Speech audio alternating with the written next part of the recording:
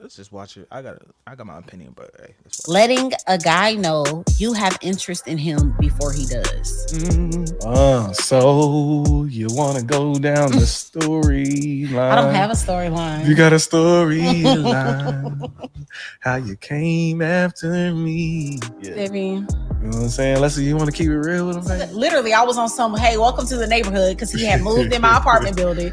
Here's the sweet potato pie. Okay. I really knew. I had one time I went to my car to go to work in the morning. My wife's a Christian hip hop artist, and she left her cover art. I'm gonna bring it one day so I can show everybody. I still got it. She left it. Have a great day on my car on my windshield Bro, wiper. this is too long, bro. Y'all supposed to just do this for like 30 seconds and move on, bro. Like, come on.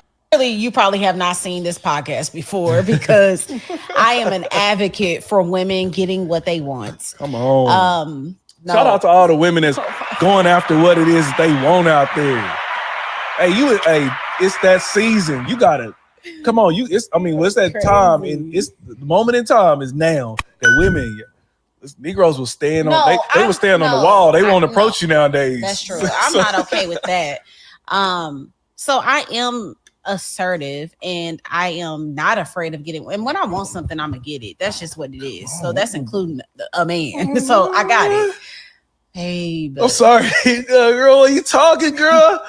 Hey, oh Jesus! After this. Oh, come on now. Go ahead and speak. Jesus. So Hey, I had to came set out the up stove. because I need to let somebody know, like, yes.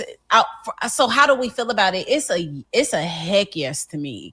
Mhm. I think that we gotta stop assuming as well that men are just super confident in approaching beautiful women. Like, you got to think about how mean women can be, and how, just unapproachable women can be. And so I don't think that there's nothing wrong with positioning yourself to be talked to, right? So there's one thing to like pursuing a man, like, when you gonna take me out, hey, let's go out tonight, and hey, what about me, pick me, I'm over here, like, that's one thing. But I think that it's a completely different thing to just casually, femininely approach a man. I can't even say that word either, bro. Femininely.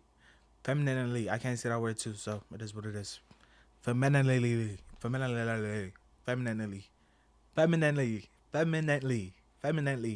I can say it slowly, but who talks like that? Introduce yourself, ask him how he's doing, what does he do, and begin to start a conversation. I think that is highly attractive to men. And it doesn't have to be on some like, hey, nigga, give me your number now. Like, it don't have to come off aggressive or assertive. You can do it in such a poised way that he won't even know that you kind of just ran game on him and got his number. But I think a lot of times men are just afraid, like, just because they're masculine doesn't make them more confident in like relational dating settings. They can be just as nervous. They can be just as overthinking and insecure in some ways. And so I don't think there's nothing wrong with it, but I do think that I'm never, and I'm sorry, babe, I got to talk about past stuff too. Oh Lord. So I've never done it. I've never done it and had any inkling that he wouldn't be interested in me too. So you got to kind of Go ahead. Something that I think might be picking up right now in the mics. Can y'all hear beeps? Yeah, I know it is. Is my iPad? No. You want me to get it? Yeah, go ahead. Okay. Go ahead. Hold on one second. Welcome to Pillow Talking. We got it's real life, y'all. That is so crazy. I kept hearing it, but I'm like, am I tripping? Is it my stuff? Okay, y'all. Last week I got up and used the restroom.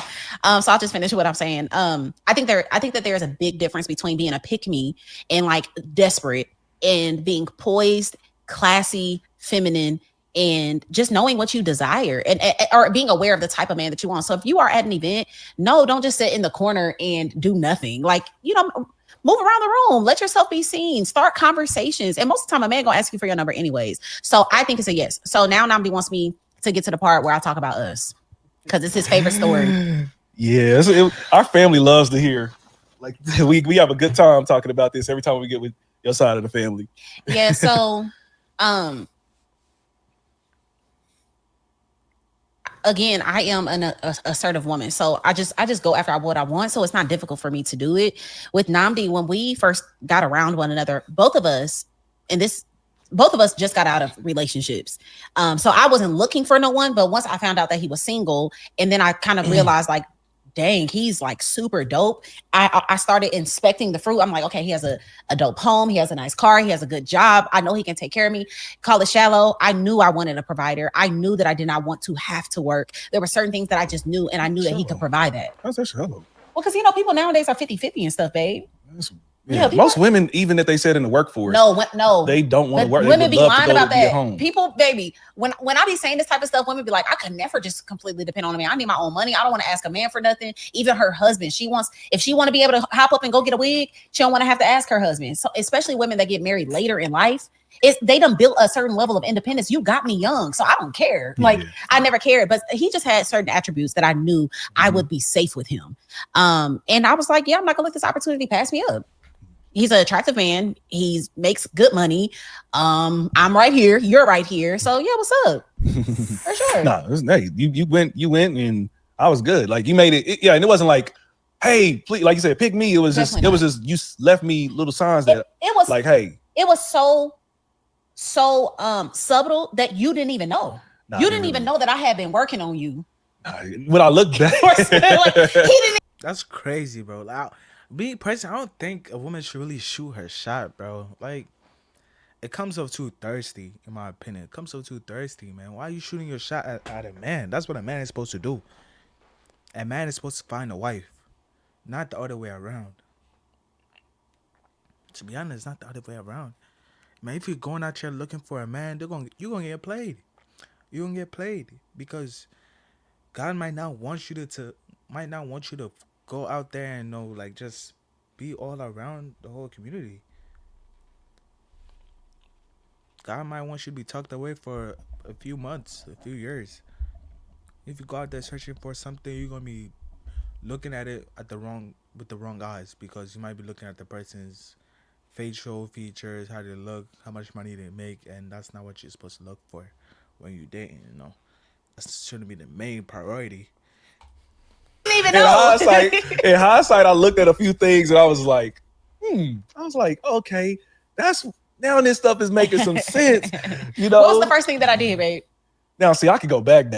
And no, I'm not talking about all that stuff. Okay, so the first thing that you did was you showed up on my doorstep and you said, or I think you might have told me first that you was gonna be coming. Mm-hmm. At this point, I think we might have had each other's contact. Maybe you might have messaged me or something. Did I? You did. Oh, wow, I did. Okay, I probably did. Well, okay. So you asked was I home, and you stopped by with some sweet potato pie. Okay, boom, number one. So that is not nothing that I don't think is like. Is it now? Probably for anybody else, that would have been like, okay, he was just not there, y'all. He still didn't know. But I feel like that was still subtle. Like, hey, welcome to literally, I was on some, hey, welcome to the neighborhood, because he had moved in my apartment building. Here's a sweet potato pie. Okay, what's the second thing? Yeah, I think the next time you brought, your mom must have cooked something, or I don't know what it was, and y'all had it left over from a gathering. Yeah. Oh, somebody's party. You brought some food. I'm like, okay, well, I can definitely, because I cooked, but I wasn't, I was doing a lot of fast food. So I'm like, okay, you feed me. Mm-hmm. And then we eventually, you sitting there talking to me, and you gave me, I was talking about women, and you gave me some advice, stopped me from doing something that I was looking to do as far as with dating only a specific type of woman. And so you did that. And then when I really knew, I was like, I had one time I went to my car to go to work in the morning. So she rap. My wife's a Christian hip hop artist, and she left her cover art. I'm gonna bring it one day so I can show everybody. I still got it. She left it with "Have a nice day, have a great day" on my car, on my windshield wiper. I was like, look at this. I said, oh, you sweet on Namdi, huh, girl? Oh, you sweet on me, huh? You what you want? You like me, girl? I was like, oh shoot. The point that I'm making is all of those things don't make you feel any type of way. Like leaving him, have a nice day, made him feel like that. Yeah. Bringing over a sweet potato pie that was already made for other people. Hey, here's a slice. Listen, knowing his what he like, because see, I had plastered it all over Facebook. Sweet potato. Like bring me some pumpkin pie. Like you gonna get my heart. Bring me some pumpkin pie. That's my favorite pie though. I like apple pie though, but pumpkin pie is there. It's top three. It's top three for sure. Anytime. Yeah, he. And on Thanksgiving, Everybody knows that Namdi likes sweet potato pie. and a lot of that's one of the girls at church told me. She kind of was more like, one of my sisters. She was like, "Namdi, you gotta stop." She's like, "You gotta stop telling girls that you like the sweet potato pies. She wanted you you just gonna get that." No, she was like, "No, Namdi, you just look at them as a friend, and you just getting a pie. They thinking of other things." I was like, I can't just take pie from my sisters. No, from people, you can't. You darn from sure women. can't. No, I did not think that, and I didn't think if I accepted some pie from a girl, she liked me. But then again, I'm a little different. Brother, I was kind of naive in some of those things. Yes, I don't think there's nothing wrong with it. I think that it's just how you do it. I think that, I think that we are in a time right now where so many women want to get married, but they don't leave the house. They don't go anywhere. And then when they go somewhere, they don't talk to anyone. I think that you see an attractive man, you have a conversation. Like, we need to get up our people skills anyway. So have a conversation with these dudes and see what they're about. See if you like the way they talk. See if you like the way they hold a conversation, what comes out of their mouth, and just ask them about themselves because they love talking about themselves. You'll begin to kind of get some insight. So how I feel is I think it's totally fine. Atlanta girls, y'all got to speak up. y'all got to big time. So the next one. Yeah, I'm going. Do okay. Hey, y'all let us know what y'all think about that question. Y'all got any thoughts on it? Let us know in the comments below. All right. Cool.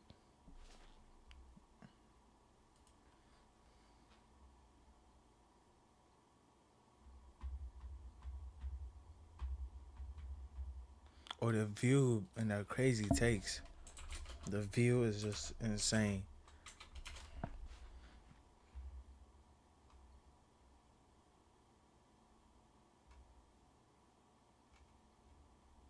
Okay, look up the View's crazy moments. Oh wait, let's say crazy moments. I listen to you. Let me just finish. Yeah, part of your job is to listen to me. Welcome to Ms. Mojo, and today we're counting down. The View is the craziest show in America. I don't know if it's menopause or just illiteracy or just no wisdom from God. I don't know what it is, but they're really slow. Down our picks for The View's most scandalous moments since its 1997 premiere. This shouldn't even be a problem to begin with. Number 20, Star Jones quits on air. Something's been on my heart for a little bit. In the show's 9th season, original panelist Star Jones shocked her co-stars by announcing her exit from the series. And I will not be returning as co-host next year.